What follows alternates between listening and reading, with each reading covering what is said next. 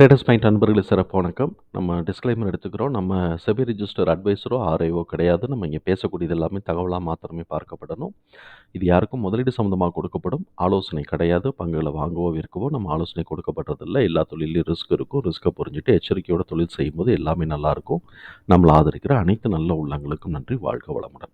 நண்பர்களே, நம்ம அந்த லிஸ்ட்ல இருக்கக்கூடிய ஸ்டாக்ஸ் தான் ஒவ்வொன்னா நம்ம பார்த்துட்டே வரோம். அந்த லிஸ்ட்ல வந்து நம்ம ஏற்கனவே சொன்ன மாரி அன்னைக்கு நம்ம டிராப் பண்ணும்போது இருந்த லிஸ்ட்டு, அதுக்கப்புறம் இதில சில சேஞ்சஸ் இருந்துகிட்டே இருக்கும். அதே சமயத்தில ஆர்டரும் மாறிக்கிட்டே இருக்கும். நம்ம வந்து ஆர்டர் பண்ணி வச்சிருந்தத அதுவும் மாறிக்கிட்டே இருக்கும். இப்ப நமக்கு வந்து பார்த்தீங்கன்னா, ஒரு கம்பெனி புதுசா ஆட் ஆயிருக்கு. தைரோகேர் ஆட் ஆயிருக்குன்னு நெனைக்கிறேன். அதுதான் நான் இப்ப பார்த்ததுல தைரோகேர் மாத்திரம் தான் நான் புதுசா பார்க்குற மாரி எனக்கு இருக்கு. ஸோ, இப்ப தைரோகேர் வந்து ஆட் ஆயிருக்கு. இப்ப டாக்டர் ரெட்டி வந்தோட இது வந்து கீழ வந்திருக்கு. அதான் மேல அப்டேட் ஆயிருக்கு. அதாவது மேல ஏறியிருக்கு. ஆர்டர்ல மேல ஏறியிருக்கு. அதனால இப்ப நம்ம டாக்டர் ரெட்டிய பார்த்துருவோம். டாக்டர் ரெட்டில வந்து என்ன பெரிய பிரச்சனை அப்படின்னு சொன்னாக்க, அவனுடைய புக் வேல்யூ 1228 இருக்கு.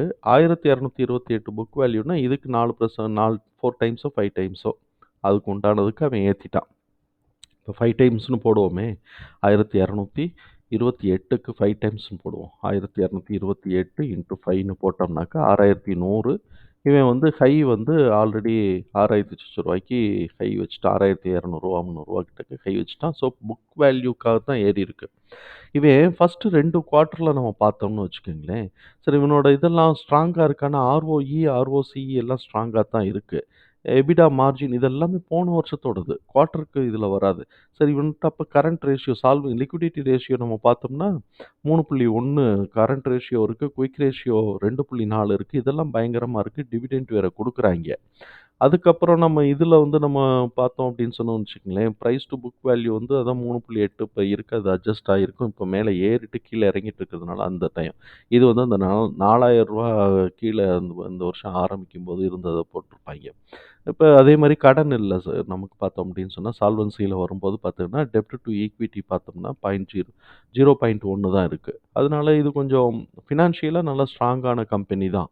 ஃபினான்ஷியலா ஸ்ட்ராங்கான கம்பெனிங்கிறதுனால தான் இது ஸ்கோர் நல்லா இருக்கு. பட் வேல்யூஷன் பார்த்தோம் அப்படின்னு சொன்னோம்னாக்க, பெர்ஃபார்மன்ஸஸ்க்கு ஏத்த மாரி வேல்யூஷன் பார்த்தோம்னாக்க, இது கொஞ்சம் கூட தான். மூவ்மெண்ட் அதனால தான் பிக் ஆகாம கீழ இறங்கிட்டே இருக்கு. அட்ஜஸ்ட் ஆகணும். இவனோட பிஇ பார்த்தோம்னு வச்சுக்கோங்களேன், அ இவனோட டிடிஎம் பிஇ பார்த்தோம்னா 19.4 கொஞ்சம் குரோத்ல இருக்கிற மாரி காட்டினா கூட, நமக்கு வந்து இப்ப ஃபினான்ஷியல் பெர்ஃபார்மன்ஸஸ் கம்மியா இருக்குங்கிறத நம்ம பார்த்துருக்குறோம். அதுக்கப்புறம் பார்த்தோம்னாக்க, இண்டஸ்ட்ரி பிஇ டிடிஎம் வந்து 41 இருக்கு. பிரைஸ் டூ புக் 4.4 இருக்கு. இண்டஸ்ட்ரி பிரைஸ் டூ புக் 7.4 இருக்கு. இப்ப இவனுடைய குவார்ட்டர்லி ரிசல்ட் நம்ம நேரடியா பார்ப்போம். குவார்ட்டர்லி ரிசல்ட்ல பார்ப்போம். இப்ப வந்து மார்ச் மாசத்துக்கு வந்து இது வந்து பார்த்தோம்னாக்க, மார்ச் மாசம் 2023 பார்த்தோம்னா, ரூ. 4,600 எடுத்திருக்கிறான். ஜூன் பார்த்தீங்கன்னா, அது ரூ. 1,000 எகிறி இருக்கு. செப்டம்பர்ல ஒரு ரூ. 600 கம்மியாயிருக்கு. இதுவரைக்கும் இவைங்க வந்து பெருசா ஸ்டாக் இறக்கல. ஆனா டிசம்பர்ல 4,300 ஒண்ணு ஸ்டாக் இறக்க ஆரம்பிச்சுட்டாய்ங்க. அதுவரைக்கும் பேசாம ஏதோ சரி ஒரு ஏதோ 500 அவன்லாம் அடுத்த தடவ பிடிச்சுப்புடுவான்னு நெனச்சு ஓட்டிட்டு இருந்தாய்ங்கன்னா, ஸ்டாக் இறக்க ஆரம்பிச்சுட்டான். அப்படியே பாருங்களேன், நெட் ப்ராஃபிட் எங்க இருந்தது? மார்ச் மாசத்துக்கு பார்த்தோம் அப்படின்னு சொன்னோம்னாக்க, போன மார்ச்ல வந்து பார்த்தோம்னா 672 இருக்கு. இந்த வருஷத்துக்கான ஃபர்ஸ்ட் குவார்ட்டர்ல வந்து பாருங்க, நெட் ப்ராஃபிட் 1639 இருக்கு. அது 1199 குறைஞ்சு, டிசம்பர் மாசம் 475ன்னோன அட்ரா அப்படின்ட்டாய்ங்க. அதே மாரி தான் இபிஎஸ். இந்த இடத்துல எப்போ ஸ்டாக் ஏறுதுன்னா, முதல்ல ஒரு பேஸ வந்து ஏத்தி வச்சுருவான். அதுக்கு மேல வந்து ஒரு பிரீமியம் கிடைக்கணும்னா, இபிஎஸ் வந்து ஒழுங்கா எடுத்துக்கிட்டே வந்தா தான் அந்த இபிஎஸ்க்கு பிரீமியம் கிடைக்கும். இல்லாட்டி அவன் புக் வேல்யூக்கு ஏத்த மாரி போட்டு கீழ இறக்கி வச்சுருவாய்ங்க. இப்ப வந்து நமக்கு வந்து பார்த்தோம்னாக்க, 98 ஜூன் மாசம் இருந்தத 71 ஆக்கி 28 இபிஎஸ் ஆக்கிவிட்டாய்ங்க. இப்ப இது எப்படி மேல ஏறும்?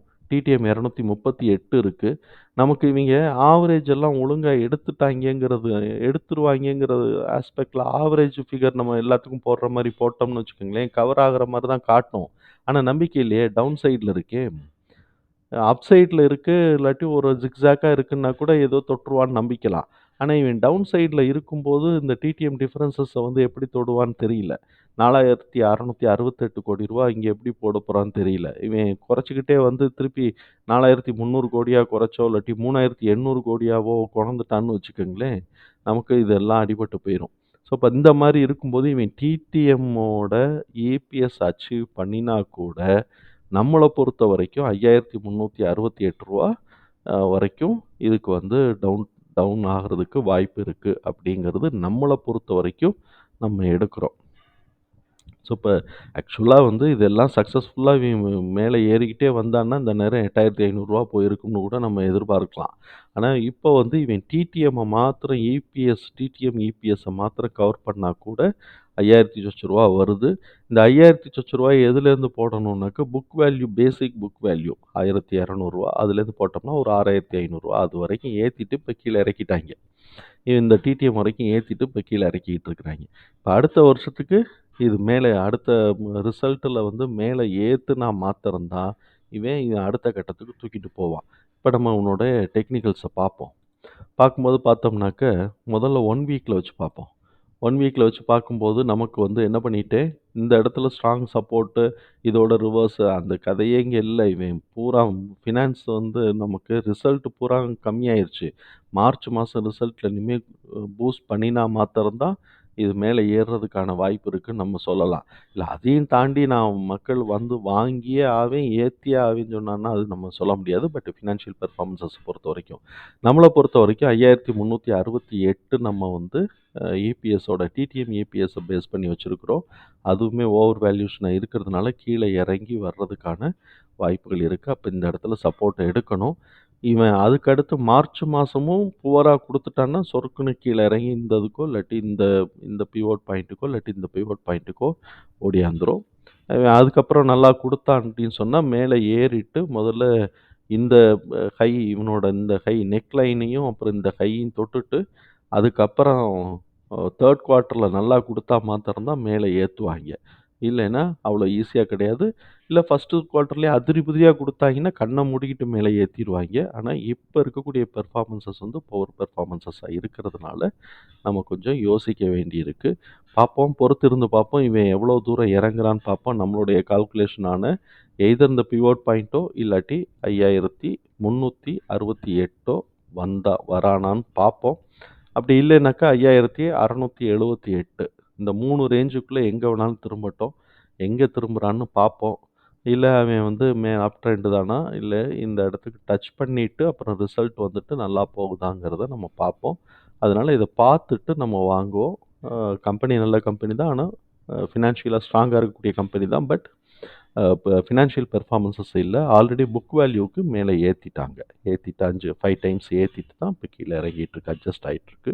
புக் வேல்யூ 3 டைம்ஸ்க்கு தான் நான் கொண்டு வருவேன்னு சொன்னாக்க ரூ. 3,500 3,600 கிட்டக்க கீழ இறங்கிரும். ஆனா நம்ம அவ்வளோலாம் ரொம்ப பேசல. முதல்ல 5,368 உடைக்கட்டும். அப்புறம் பார்ப்போம். ஸோ, அப்ப தகவல் நமக்கு பயனுள்ளதா இருந்ததுன்னா, சங்கருக்கு ரொம்ப சந்தோஷம் தான். இத நம்ம ஹோல்ட் பண்றோம். கொஞ்சம் வெயிட் பண்றோம். எவ்வளோ இறங்குறான்னு பார்ப்போம். அப்புறம் ரிசல்ட்ட பார்த்துட்டு அப்புறமா இத பத்தி யோசிக்கலாம். ஸோ, தகவல் நமக்கு பயனுள்ளதா இருந்ததுன்னா, சங்கருக்கு ரொம்ப சந்தோஷம் தான். நம்மள ஆதரிக்கிற அனைத்து நல்ல உள்ளங்களுக்கும் நன்றி. வாழ்க வளமுடன்.